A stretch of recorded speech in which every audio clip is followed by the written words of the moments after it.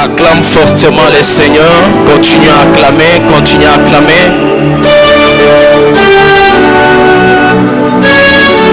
La cantique, une chanson dit Emmanuel. Adonai, il est parmi nous. Alléluia. Alléluia. Dieu, il est au milieu de nous. Et je l'ai toujours dit, quand Dieu est au milieu de nous, il ne reste pas indifférent. Quand Dieu il est au milieu de nous, il nous fait toujours du bien. Il nous console, il nous édifie, il apporte la joie dans nos cœurs, il nous soulage, il nous éclaire et il nous montre le chemin à suivre. Est-ce qu'on peut acclamer le Seigneur à cause de ça?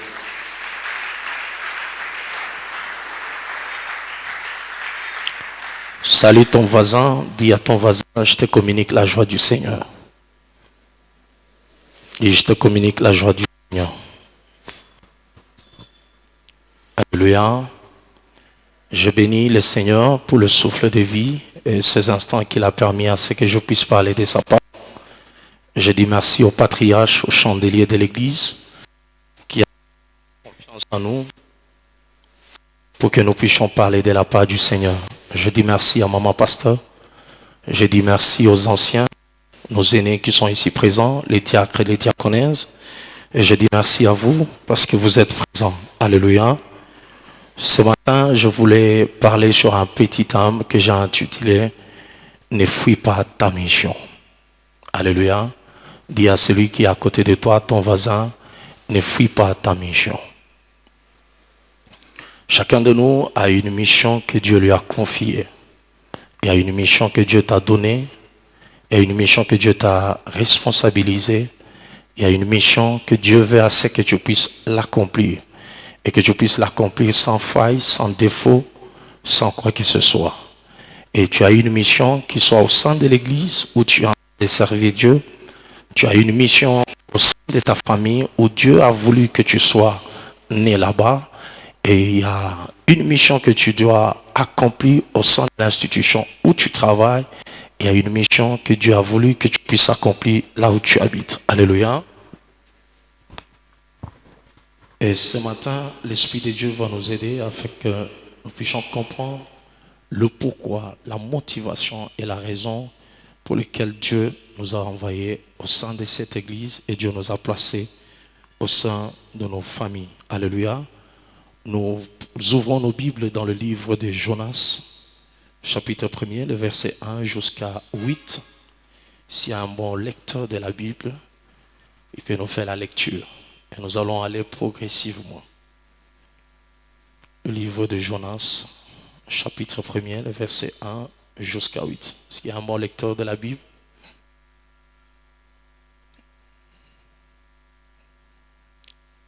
alléluia. Il n'y a pas un bon lecteur de la Bible. Il n'y a pas quelqu'un qui peut faire la lecture. Waouh.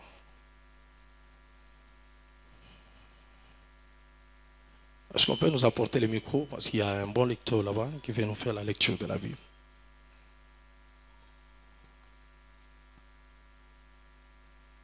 Le micro, s'il vous plaît.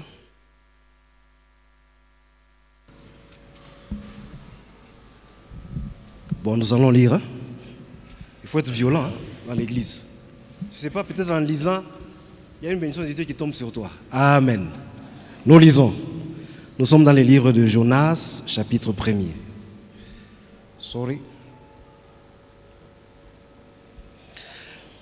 Jonas, chapitre 1er, 1 et les suivants. Nous lisons la parole du Seigneur au nom de Jésus. Amen. La parole de l'Éternel fut adressée à Jonas, fils d'Amittai, en ce mot. Lève-toi, va à Ninive, la grande ville, et crie contre elle, car sa méchanceté est montée jusqu'à moi.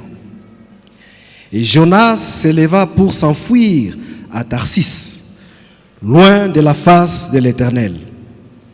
Il descendit à Jaffo, et il trouva un navire qui allait à Tarsis. Il paya le prix du transport et s'embarqua pour aller avec les passagers à Tarsis, loin de la face de l'Éternel. Amen. Alléluia. Nous arrêtons d'abord par là et puis nous allons continuer. La Bible parle d'un homme, et cet homme, il s'appelle le prophète Jonas. Un homme choisi par Dieu, un homme sélectionné par Dieu, et Dieu lui confie une mission. Et la mission, c'était d'aller à Ninive, afin d'aller proclamer la parole de Dieu. Pourquoi? Parce qu'il y avait un besoin qui était urgent. Alléluia. Chaque fois que Dieu nous donne une mission à accomplir ou à réaliser, il faut savoir qu'il y a toujours un besoin. Et Dieu a eu à sélectionner cet homme qui est le prophète Jonas, et Dieu lui a confié une mission. Et par mission, j'ai défini la mission comme étant une responsabilité, une charge ou l'ordre donné par Dieu ou par un homme pour accomplir cela sans faille. Alléluia. Et Dieu avait confié cette mission à Jonas. Jonas qui était rempli de l'Esprit de Dieu, choisi par Dieu. Mais ce qui est bizarre dans ce texte, c'est l'attitude de Jonas face à sa mission. Dieu lui confie d'aller à Ninive, mais après un temps, cet homme décide de faire le contour, d'abandonner le chemin, de laisser la responsabilité, de rejeter la responsabilité, la mission que Dieu lui avait confiée, la responsabilité d'aller communiquer, annoncer la bonne nouvelle à Ninive, là où il y avait un besoin qui était urgent. Alléluia. Je prends l'exemple, c'est comme ici à Lubumbashi, un homme de Dieu, Dieu sélectionne un homme, il lui dit, je t'en vais dans la ville de Likasi, afin d'aller communiquer la bonne nouvelle. Pourquoi? Parce que Dieu a eu à constater que son peuple, ses enfants s'éloignaient progressivement de l'objectif et son peuple est en train de pratiquer la désobéissance, il est en train de pratiquer la méchanceté et Dieu a vu que cela n'était pas beau à ses yeux, il a décidé d'envoyer quelqu'un. Mais ce qui est bizarre, c'est quoi dans ce texte? C'est l'attitude de Jonas. Premier point, l'attitude de Jonas, c'est la peur. Alléluia. Jonas a été animé de l'esprit de peur. La peur d'aller communiquer, la peur d'aller annoncer, la peur d'aller prêcher la bonne nouvelle. Et cette peur l'a poussé à ce qu'il puisse prendre une décision qui n'était pas correcte. Alléluia. La Bible dit quand Dieu l'a choisi pour aller proclamer, annoncer la bonne nouvelle. Pourquoi? Parce qu'il a constaté qu'il y avait une méchanceté qui régnait dans la ville de Ninive et il fallait quelqu'un pour répondre, pour résoudre cela. Et il avait sélectionné le prophète Jonas. Et la peur l'a animé et cet homme a pris une autre décision. Bien-aimés dans le Seigneur, nous devons savoir une chose. En tant qu'enfants de Dieu, en tant que serviteurs et servantes de Dieu, en nous, nous avons une mission. En chacun de nous, Dieu a posé une mission. Et la mission que Dieu a mis en toi, c'est pour que tu puisses l'atteindre, que tu puisses l'accomplir sans faille. Mais il y a des gens très souvent, qu'ils soient au sein de l'église, qu'ils soient dans nos familles, même en dehors de la famille, ils sont animés par cet esprit de peur. La peur d'essayer, la peur d'affronter, la peur de parler, la peur d'orienter, la peur d'aider. Alléluia. Et cet après-midi, je crois qu'à travers ces messages, le Saint-Esprit t'aidera, afin que cet esprit de peur qui est attaché à ta vie, collé à ta vie, qui t'empêche d'accomplir la mission que Dieu t'a donnée au sein de ta famille, que cet esprit soit débarrassé et détaché de toi au nom de Jésus. Alléluia. Alléluia. La Bible dit que Jonas a eu peur d'aller annoncer la bonne nouvelle. Et la peur a engendré le doute. Alléluia. Chaque fois que nous avons peur, il y a le doute qui est en train de naître en nous. Et là où il y a le doute, il y a les tâtonnements, il y a l'agitation. La personne ne sait pas suivre la bonne voie. La personne ne sait pas faire qu'est-ce qu'il peut faire qui est mieux, qui est correct vis-à-vis de Dieu. Et parfois la personne là marche dans les tâtonnements.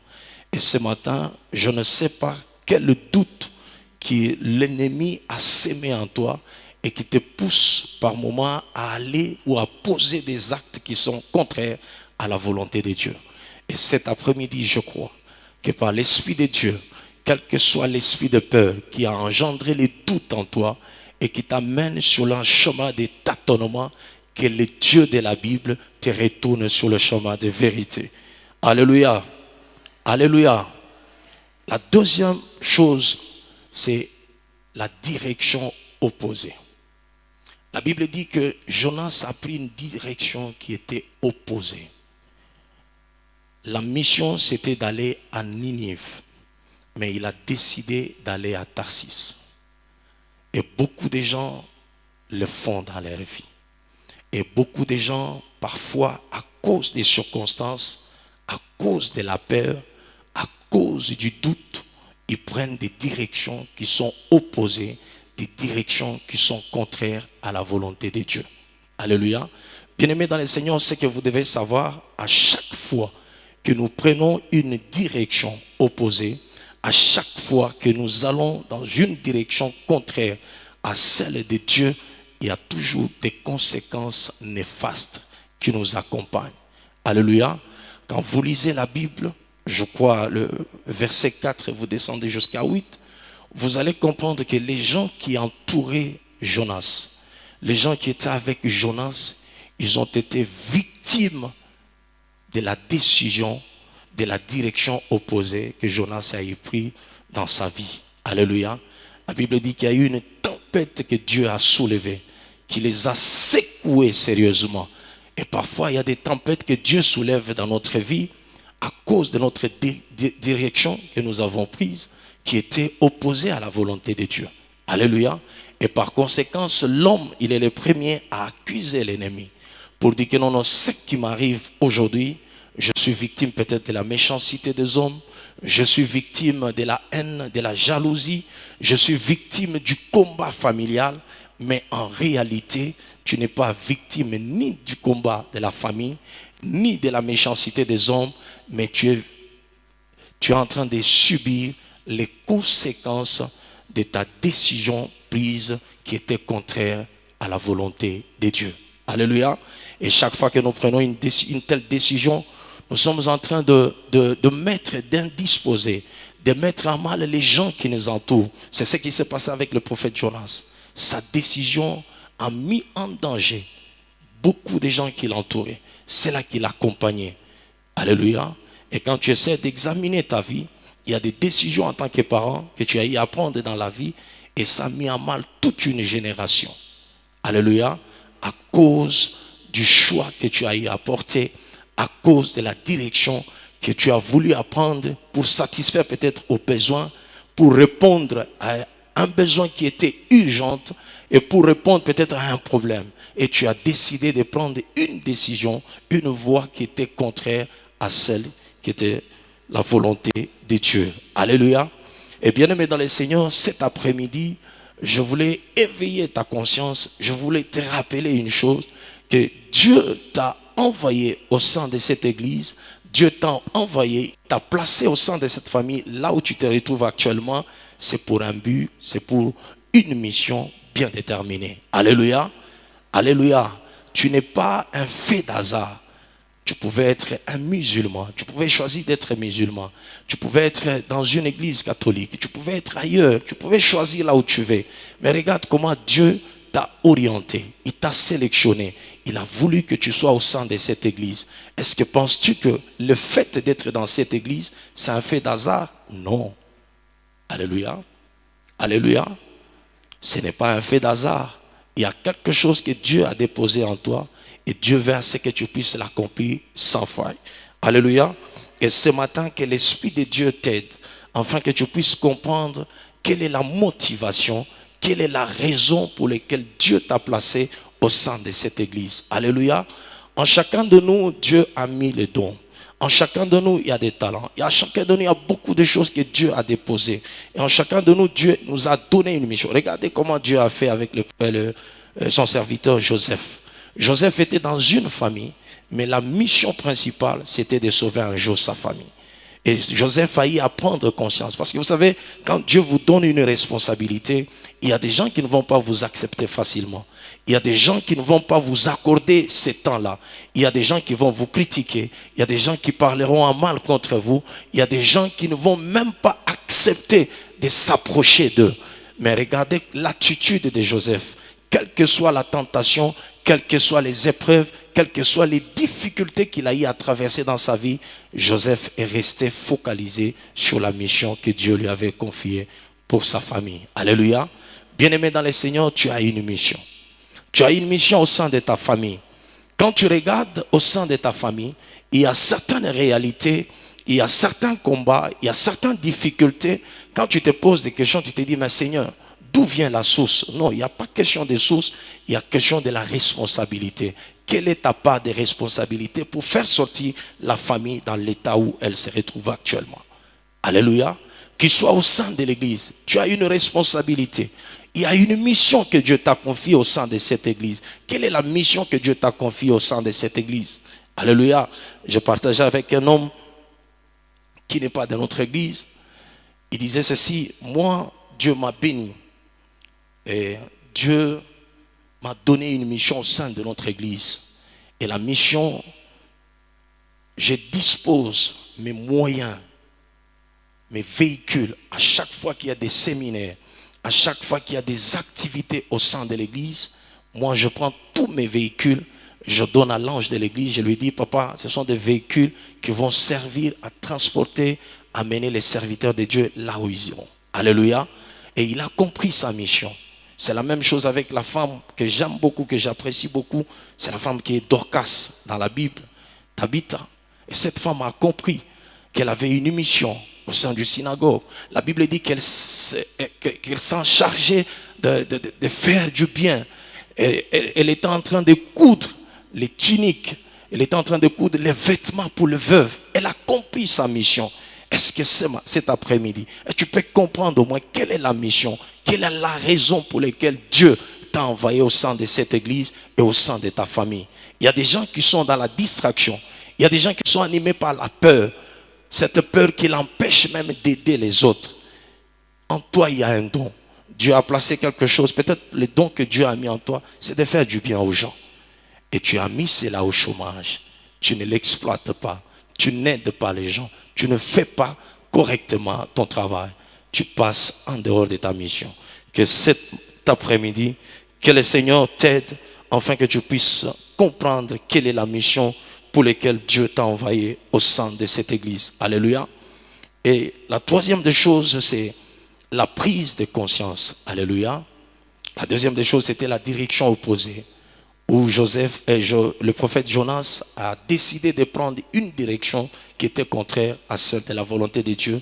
Et par conséquent, les gens qui l'ont entouré, les gens qui étaient autour de lui, ils ont eu à subir les conséquences de cette décision. Alléluia. Et troisième point, c'est la prise de conscience. Dans cette prise de conscience, Jonas a compris une chose, que quand Dieu nous appelle, quand Dieu nous confie une responsabilité, la première des choses, Dieu nous fait confiance. Alléluia. Dieu ne peut pas te donner une responsabilité. Dieu ne peut pas te donner une mission s'il n'est pas sûr que tu vas assurer, s'il n'est pas sûr que tu vas accomplir cela sans faille. En toi, Dieu a placé sa confiance. Il sait que quelles que soient les difficultés, quelles que soient les étapes, quelles que soient les épreuves de la vie, cet homme parviendra à accomplir sa mission correctement. Alléluia. Voilà pourquoi quand il a envoyé Jésus-Christ sur cette terre, il a dit, voici mon fils sur qui j'ai placé toute ma confiance, écoutez-les. Alléluia. Dieu a placé sa confiance à son fils qui est Jésus-Christ et il lui a donné une mission. Et la mission c'était de proclamer, d'amener la lumière dans le monde. Alléluia. Il lui a fait confiance. Il avait cette certitude que non, en cet homme, quel que soit ce qui peut arriver, les épreuves, cet homme parviendra à accomplir la mission. Alléluia. Et ce matin, cet après-midi, j'aimerais te rassurer. J'aimerais te dire que quelle que soit la responsabilité, quelle que soit la mission que Dieu t'a donnée, sache que Dieu te fait confiance. Ne te sous-estime pas. Ne regarde pas ton état. Ne regarde pas les difficultés de la vie. Ne regarde pas tes faiblesses. Quand vous lisez la Bible, vous allez voir, il y a un homme, et cet homme s'appelait Moïse. Cet homme que Dieu a appelé. Moïse a regardé ses faiblesses. Il n'avait pas un langage facile. Il a dit à Dieu, qui suis-je pour me présenter devant Pharaon? Il avait peur d'affronter Pharaon. Mais regardez ce que Dieu a fait. Dieu lui a fait confiance et il a fait de Moïse un Dieu. Il a fait de Moïse un Dieu. Pourquoi? Parce qu'il devait affronter Pharaon qui se considérait aussi comme un Dieu. Alors bien-aimé dans le Seigneur, ne regarde pas tes faiblesses. Ne regarde pas les faiblesses physiques. Ne regarde pas les faiblesses qui est en toi. Mais en toi, Dieu a placé une confiance. En toi, il y a la confiance de Dieu afin que tu puisses accomplir sa mission. Alléluia. Il y a deuxième exemple, c'est l'exemple aussi le prophète, l'apôtre Paul. La Bible dit quand Dieu l'a appelé, cet homme c'était un persécuteur. Il tuait les chrétiens. Il faisait du mal aux chrétiens. Mais quand Dieu a appelé Paul, Paul n'a pas regardé son passé. Il n'a pas regardé ce qu'il faisait dans le passé. Mais Paul a regardé la mission. Dieu lui a fait confiance et Dieu lui a envoyé devant les non-juifs et les juifs pour aller proclamer la bonne nouvelle. Alléluia. Bien-aimé dans le Seigneur, ne regarde pas ton passé. Que ton passé ne te retarde pas à accomplir ou à faire du bien. Alléluia. Chacun de nous a une responsabilité, comme je l'ai dit tout à l'heure, au sein de la famille. Quand tu regardes dans le passé, peut-être les parents te disent que non, tel oncle ou telle tante a eu à faire ceci ou cela. Ce que vous êtes en train de subir aujourd'hui, c'est à cause de telle ou X personnes. Mais quand tu regardes ce passé, quand tu écoutes le passé, tout ce qui s'est passé, tu te dis à Dieu, Seigneur, mais comment je peux continuer à faire du bien à ces gens-là? Non, tu as une mission. Si Dieu a voulu que tu puisses être dans cette famille, peut-être c'est pour répondre et résoudre ces problèmes. Pourquoi? Peut-être Dieu t'a placé au sein de cette famille pour répondre, pour unir ces gens-là qui ont tant vécu dans la division, qui ont tant vécu dans le querelle, qui ont tant vécu dans l'incompréhension totale, qui ont tant vécu dans la méchanceté. Et Dieu a voulu que tu sois au sein de cette famille pour apporter un plus. Et cet après-midi, bien-aimé dans le Seigneur, j'aimerais que tu te réveilles un peu de ton sommeil. Que tu dises à Dieu, Seigneur, si je me retrouve au sein de cette église, si je me retrouve au sein de ma famille, c'est pour une mission bien déterminée. Je ne veux pas passer outre ma mission, mais j'ai besoin que tu m'aides à découvrir quelle est la raison, quelle est la mission, la responsabilité que tu m'as confiée au sein de la famille pour que je puisse l'atteindre. Alléluia. Le troisième exemple, c'est le prophète Jérémie. Quand vous lisez ce texte, Jérémie 1er, vous allez comprendre que Dieu appelle cet homme jeune de son âge. Il lui appelle pour une mission. Mais le prophète Jérémie, il se réfère à son âge. Il dit à Dieu, Seigneur, je suis encore enfant. Je ne sais même pas parler. Bien-aimé dans le Seigneur, Jésus, il n'a pas vu l'âge du prophète Jérémie. Mais Dieu a vu les capacités qu'il a placé en Jérémie pour accomplir sa mission. Alléluia. Bien-aimé dans le Seigneur, que l'âge ne t'empêche pas à accomplir la mission que Dieu t'a confiée. Que l'âge ne t'empêche pas à servir Dieu. Que l'âge ne t'empêche pas à faire du bien. Que l'âge ne t'empêche pas à faire des exploits au sein de ta famille. Que l'âge ne puisse pas constituer un obstacle pour l'avancement de l'œuvre de Dieu, pour l'épanouissement de la famille, pour la restauration de ta famille. Alléluia. Quel que soit ton âge, tu peux entrer dans la prière, tu peux amener un plus au sein de ta famille. Dans la prière, peut-être tu te dis, non Seigneur, je suis trop jeune. Je n'ai pas l'argent. Je veux à ce que ma famille change. Quand je regarde ma famille, Seigneur, ce n'est que l'humiliation et la honte. Mais ta prière peut amener le changement au sein de ta famille. Alléluia.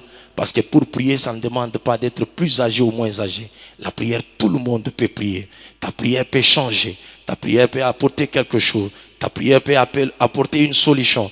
Ta prière peut transformer les choses. Ta prière peut ouvrir les ouvertures. Juste que tu prennes conscience. Alléluia, de la responsabilité que Dieu t'a confiée au sein de ta famille. Quelle est la responsabilité que Dieu t'a confiée au sein de ta famille? Demande un peu à celui qui est à côté de toi. Quelle est la part de ta responsabilité? au sein de ta famille, au sein de cette église. Tu as passé beaucoup de temps au sein de l'église. Je sais qu'il y a des gens qui ont fait 10 ans, 20 ans, 30 ans, ainsi de suite. Peut-être tu as déjà fait 2 mois. Mais cela ne t'empêche pas d'apporter un plus au sein de l'église. Alléluia. Ce n'est pas un fait d'hasard si tu te retrouves en sérieux. J'aimerais que tu prennes conscience de la mission. Que tu dises à Dieu, Seigneur, si tu m'as amené en sérieux, c'est pour un but bien déterminé. Je ne veux pas passer outre l'objectif. Je ne veux pas passer outre, Seigneur, ma mission. Aide-moi, Seigneur. Révèle-moi. Peut-être tu es en train de venir au sein de l'église. Tu ne connais pas pourquoi tu viens au sein de l'église. Peut-être tu es en train de venir au sein de l'église. Tu ne sais pas le pourquoi, la raison. Tu viens parce que telle ou telle personne t'a invité. Tu dis non, je vais commencer à aller à l'église chaque dimanche. Mais cela ne suffit pas. Il y a quelque chose que Dieu a déposé en toi. Et la chose là que Dieu a mis en toi, c'est pour que l'église puisse en bénéficier. C'est pour que la famille puisse en bénéficier. Et les gens de ta famille, les gens qui sont tout autour de toi, puissent en bénéficier. Qu'est-ce que Dieu a déposé en toi? Quelle est la responsabilité que tu as au sein de cette église? Alléluia. La responsabilité ne concerne pas, ou la mission ne concerne pas annoncer la bonne nouvelle. Mais la mission que Dieu peut t'envoyer au sein de cette église, peut-être c'est pour t'auchonner, peut-être c'est pour faire le service du protocole, peut-être c'est pour aider les gens à avancer. Alléluia. Bien-aimés dans le Seigneur, c'est que vous devez savoir, à chaque fois que Dieu fait quelque chose dans notre vie, à chaque fois que Dieu nous élève au sein de notre famille, c'est pour une mission bien déterminée. Alléluia. Dieu ne peut pas te bénir. Dieu ne peut pas te donner tout ce qu'il t'a donné au sein de ta famille pour que les autres continuent à murmurer, pour que les autres continuent à se lamenter. Non, il y a des choses que Dieu a déposées en toi pour que les gens qui sont tout autour de toi puissent en bénéficier. Voilà la mission que Dieu t'a donnée au sein de l'église, au sein de ta famille. C'est pour que les gens qui sont autour de toi puissent en bénéficier. Est-ce que combien de gens bénéficient de ce que Dieu a déposé en toi? Pour Samson, les gens ont bénéficié de la force que Dieu a déposée en lui. Il y a des choses que Dieu a déposées en toi. Il y a des gens qui ont le don, ils ont la facilité de donner. Il y a des gens qui ont la facilité de conseiller. Il y a des gens qui ont la facilité que Dieu a déposé la sagesse. Dieu a donné l'intelligence. Dieu a donné le savoir-faire. Dieu a donné autant de choses. Et Dieu a déposé beaucoup de choses. Tout ce que Dieu a déposé en toi, c'est pour que les gens qui sont tout autour de toi puissent en bénéficier. Est-ce que les gens qui sont autour de toi, les membres de la famille, les gens qui sont au sein de l'église, et même l'église même, est-ce que l'église en bénéficie de ce que Dieu a déposé en toi? La mission que Dieu t'a donnée. Ou tu as déjà failli il y a longtemps dans ta mission, tu as abandonné, tu as pris une autre direction, tu as pris une direction opposée. Tu t'es dit en tout cas par rapport à moi, non, je ne peux pas le faire, non. Bien-aimé dans le Seigneur, cet après-midi, Dieu t'interpelle. Dieu veut à ce que tu puisses retourner sur le chemin. Dieu veut à ce que tu puisses retourner sur la mission qu'il t'a confiée, la responsabilité qu'il t'a donnée, afin que tu puisses l'accomplir sans faille. Alléluia. Alléluia. Et cet après-midi, je crois que le Dieu des esprits va te révéler, que le Dieu des esprits t'aidera à ce que tu puisses identifier la mission que Dieu t'a confiée pour ta famille et pour l'église. Alléluia. Et deuxième chose, c'est la disponibilité. Non, Dieu nous capacite. Alléluia. Bien-aimés dans le Seigneur, c'est que nous devons savoir à chaque fois que Dieu nous appelle, nous donne une mission. Je vous ai dit, première des choses, quand Dieu nous donne une mission, il nous fait confiance. La deuxième des choses, Dieu nous capacite. Dieu nous capacite en mettant quelque chose en nous, en nous équipant. Alléluia. Dieu a mis quelque chose en toi pour que cette chose continue à servir les autres. Alléluia. Alléluia.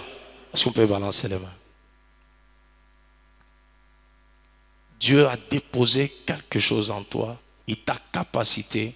Il t'a donné la force. Il t'a donné l'énergie. Il t'a donné des moyens financiers. Il t'a donné tout ce que tu as là. C'est pour que les autres puissent en bénéficier. Si Dieu a choisi Jonas, il a fait confiance à Jonas. Et la deuxième des choses, il a capacité Jonas de son esprit.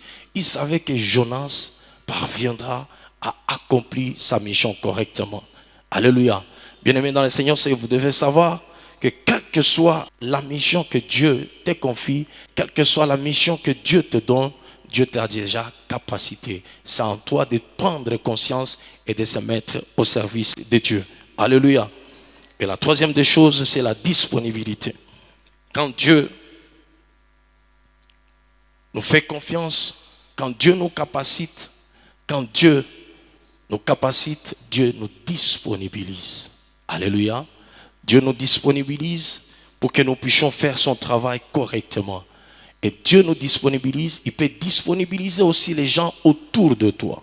Dieu disponibilisera des gens, des moyens pour que tu puisses atteindre son objectif correctement.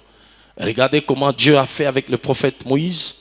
La Bible dit que Moïse, avec ses faiblesses, avec ses défauts, mais Dieu a eu à disponibiliser son serviteur Aaron afin qu'il puisse l'accompagner dans l'accomplissement de sa mission. Alléluia. Et cet après-midi, je crois que Dieu disponibilisera des gens autour de toi, dans ton environnement, partout où tu iras, afin que tu puisses accomplir correctement la mission qu'il t'a confiée. Alléluia. Et ce que vous devez savoir, quand Dieu nous disponibilise, il disponibilise aussi des moyens financiers. Alléluia. Il y a des gens qui ont soif, comme je partageais avec un jeune. Il m'a toujours dit, papa, j'ai toujours aimé que Dieu me donne l'argent.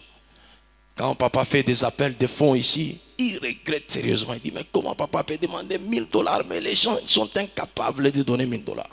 Il dit, Seigneur, donne-moi de l'argent. Il pleure sérieusement. Il dit, Seigneur, donne-moi de l'argent. Le jour où tu vas me donner de l'argent, je vais commencer à faire des appels. Quand on fait des appels de fonds comme ça, je vais commencer à donner avec facilité. Pourquoi? Parce que je sens en moi que Dieu m'a envoyé au sein de cette église pour aider cette église sur le plan financier. Voilà ces jeunes qui ont accompli la mission que Dieu l'a envoyé au sein de cette église.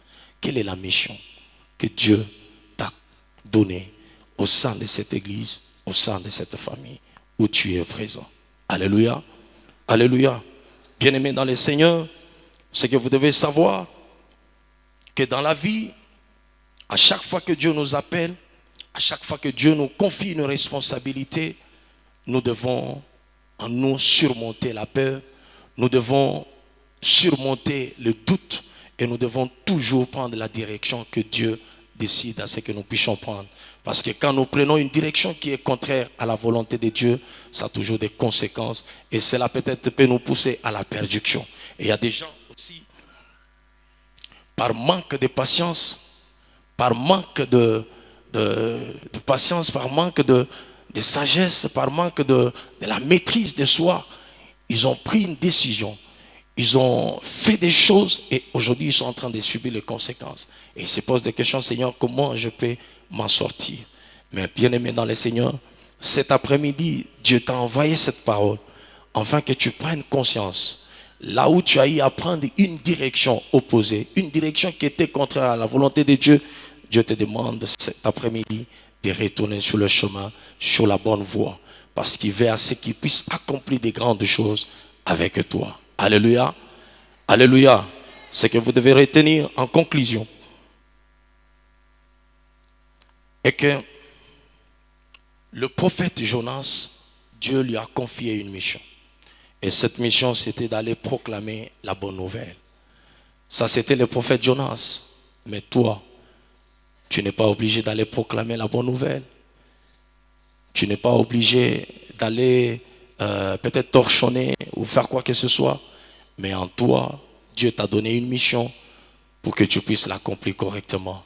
Mais la seule condition est que tu te réveilles, que tu demandes à Dieu, Seigneur, je voulais que tu me révèles au moins quelle est la mission que tu m'as confiée au sein de cette église, afin que je puisse l'accomplir correctement, sans faille. Alléluia. Alléluia. Alléluia. Est-ce qu'on peut acclamer le Seigneur?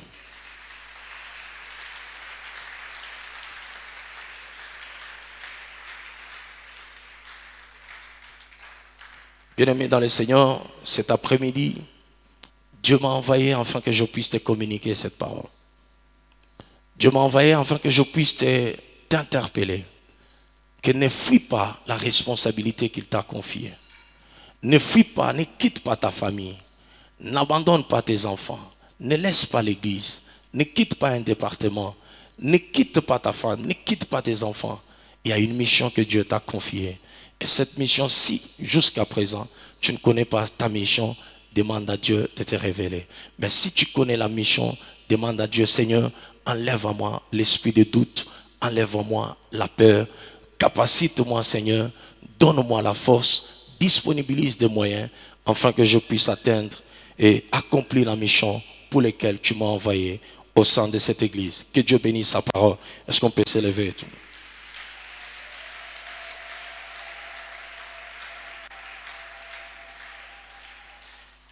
On se tient debout. Nous allons faire 2 requêtes. Nous allons prier. Nous allons demander à Dieu, Seigneur, aide-moi cet après-midi. Tu m'as envoyé au sein de cette église avec une mission. Mais jusqu'à présent, je n'ai jamais identifié la mission pour laquelle tu m'as envoyé. Je viens comme un simple serviteur, comme un simple membre. Je viens et puis je ressors. Mais je ne connais pas pourquoi tu m'as envoyé. Mais je sais que c'est pour une raison que tu m'as envoyé au sein de cette église. Révèle-moi quelle est la responsabilité que tu m'as confiée, que tu m'as donnée au sein de cette église, que jusqu'à présent, je n'ai pas encore accompli cela. Élève ta voix, prie au nom de Jésus.